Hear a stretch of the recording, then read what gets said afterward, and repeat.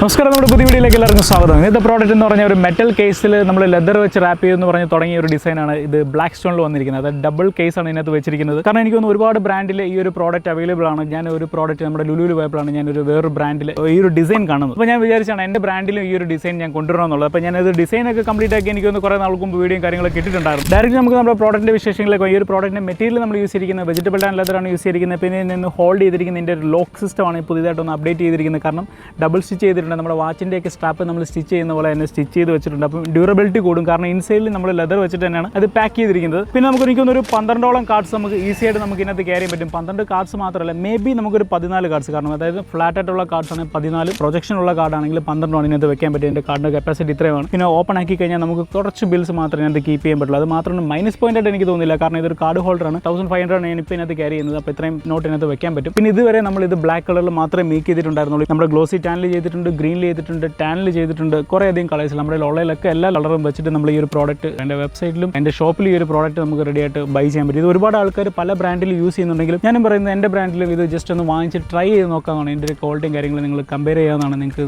Google റിവ്യൂവും കാര്യങ്ങളൊക്കെ ഇട്ട് support ചെയ്യാവുന്നതാണ്. അപ്പോൾ കീപ് സപ്പോർട്ടിങ്. അപ്പോൾ നെക്സ്റ്റ് വീഡിയോയിൽ നെക്സ്റ്റ് ഡിസൈൻ കണ്ടിട്ട് ടേക്ക് കെയർ.